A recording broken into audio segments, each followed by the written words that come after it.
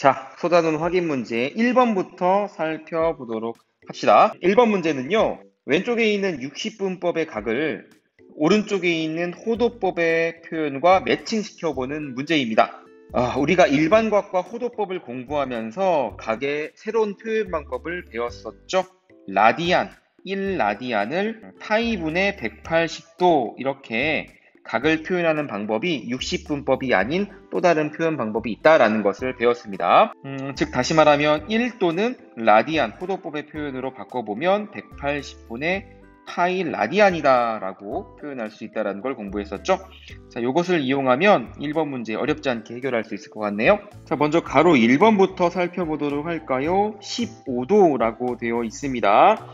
1도가 파이 180분의 파이니까 15도는 180분의 파이에 15를 곱하면 되겠죠? 그죠? 그러면 결과가 12분의 파이가 나온다. 가로 1번은 12분의 파이 세 번째 식과 매칭이 되겠네요. 자, 가로 2번 봅시다. 자, 가로 2번은 240도인데요. 이거는 이렇게 한번 생각해 봅시다. 1도가 180분의 파이니까 거기에 240도를 곱하면 되겠죠. 그렇게 하지 말고 240도는 180도에서 60도를 더한 값으로 생각할 수도 있죠. 우리가 호도법을 공부하면서도 특수각에 대한 호도법은 많이 사용하니까 이렇게 한번 생각해 봅시다. 파이 더하기 60도 3분의 파이를 더한 값과 같다. 4파이가 되겠죠. 그럼 가로 2번의 식은 3분의 4파이 첫 번째 값과 매칭이 되겠습니다. 자, 세 번째입니다. 가로 3번은 마이너스 36도 1도가 180분의 파이라고 했으니까 여기에 마이너스 36을 곱하면 되겠죠? 이것들을 계산하면 마이너스 5분의 파이가 나온다. 세 번째 식은 네 번째 것과 매칭이 됩니다. 그럼 나머지 네 번째 식은 이 마이너스 4분의 3파이와 매칭이 되겠죠? 실제로 4번의 식을 정리하면 자, 마이너스 135도는요, 마이너스 90도 빼기 45도로 나타낼 수 있어요. 역시 선생님이 이렇게 하는 이유는 90과 45가 특수각이기 때문에 우리가 호도법을 공부하면서도 특수각에 대한 호도법은 많이 다룰 거기 때문에 이렇게 생각을 해보는 겁니다. 자, 90도는 2분의 파이, 45도는 4분의 파이. 이것들을 정리하면 마이너스 4분의 3파이가 나온다. 알 수 있겠죠? 자, 2번 문제 보도록 합시다. 자, 2번 문제입니다. 다음의 각에 동경이 나타내는 일반각을 2n파이 더하기 세타꼴로 표현을 하고 이게 몇 사분면의 각인지 말하시오. 자, 가로 1번부터 살펴보도록 할게요. 6분의 19파이는요, 이렇게 생각할 수 있습니다. 6분의 12파이 더하기 6분의 7파이. 6분의 12파이가 2파이잖아요. 그러면 주어진 식은 2파이 더하기 6분의 7파이 이렇게 표현할 수 있겠네요. 그럼 일반각은 2n파이 더하기 6분의 7파이로 표현할 수 있겠다. 여기서 얘는 정수가 되겠죠. 자, 그 다음 이 6분의 19파이가 그럼 몇 사분면의 각인지 생각해 봅시다. 그림을 그려볼까요? 자, 이렇게 변형된 식을 보면 이것이 몇 사분면의 각인지 어렵지 않게 알 수 있을 것 같아요. 자, 2n파이에 주목해 봅시다. n값이 1이죠. 그렇다는 얘기는 동경이 양의 방향으로 회전했다. 양의 방향으로, 그러니까 반시계 방향으로 회전했다라는 걸 생각할 수 있습니다. 한 바퀴 회전했네요. 2파이니까. 이렇게 한 바퀴. 그런 다음에 여기서 6분의 7파이만큼을 더 갑니다. 6분의 7파이는 파이 더하기 6분의 파이죠. 180도 회전을 더 하고 그 다음에 6분의 파이만큼을 더 갔으니까 동경은 몇 사분면에 위치하게 될까요? 이렇게 3, 4분면에 위치하게 되겠다. 따라서 가로 1번은 제 3, 4분면의 각이구나. 자, 가로 2번 한번 살펴보도록 합시다. 가로 2번도 마찬가지로 식을 변형해 보도록 할 텐데요. 자, 마이너스 4분의 13파이는 이렇게 바꿔볼 수 있을 것 같아요. 마이너스 4분의 16파이에 4분의 3파이를 더한 값과 같다. 즉, 마이너스 4파이 더하기 4분의 3파이로 식을 표현할 수 있겠습니다. 따라서 일반각은 2n파이 더하기 4분의 13파이가 되겠죠? n은 정수입니다. 자, 이제 가로 2번 마이너스 4분의 13파이가 몇 사분면의 각인지 살펴보도록 할게요. 역시 그림을 통해서 그림을 그려서 생각을 해보도록 합시다. 자, 요 식을 보면은 위치를 알 수 있겠죠. 2n파이에 먼저 주목을 해봅시다. n값이 마이너스 2네요. 그렇다는 얘기는 음의 방향으로 회전했다는 얘기겠죠.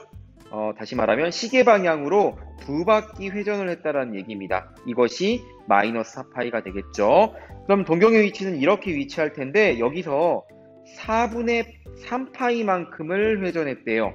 플러스 4분의 3파이만큼을 회전한 거니까 방향은 양의 방향으로 회전했다라는 거겠죠. 양의 방향으로 4분의 3파이만큼을 회전했습니다. 4분의 3파이는 4분의 2파이에서 4분의 파이만큼을 더 움직인 거죠. 그러면 동경의 위치는 어떻게 될까요? 이렇게 2사분면에 위치하게 되겠다. 그러니까 가로 2번의 답은 제2사분면의 각이 되겠네요. 됐습니까? 이렇게 2번 문제 살펴봤습니다. 자, 다음 3번 문제 보도록 합시다. 3번 문제입니다.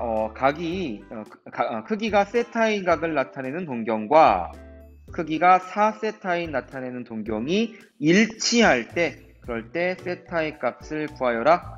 세타의 범위는 2분의 파이와 파이 사이라고 하네요. 2사분면의 각이라는 얘기겠죠? 간단하게 그림을 그려서 조건을 이해해 보도록 합시다. 세타가 2사분면의 각이라고 했는데요. 가령 세타를 나타내는 동경이 이렇게 생겼다고 해볼까요? 자, 이렇게 세타가 나타내는 동경을 2사분면에 표현해 봤습니다. 이것이 크기가 4세타인 각을 나타내는 동경과 일치한데요.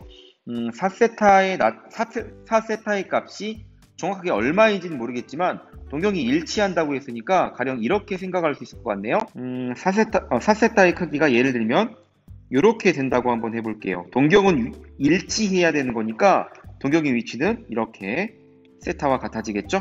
이 빨간색이 바로 4세타의 값이다. 크기가 4세타인 각이다라고 가정을 해봅시다. 그러면 이 둘 사이에는 어떤 특징이 있냐? 자, 생각해 봅시다. 세타가 이만큼이에요. 그리고 4세타가 이렇게 되는 거죠. 그럼 이 4세타의 값으로부터 세타의 값을 빼게 되면 동경의 위치가 어떻게 될까요? 시초선과 일치하겠죠. 그로부터 우리는 다음과 같은 관계식을 세울 수 있습니다. 4세타에서 세타를 빼면 동경이 시초선과 일치하는구나. 2n파이가 되는구나. 이렇게요.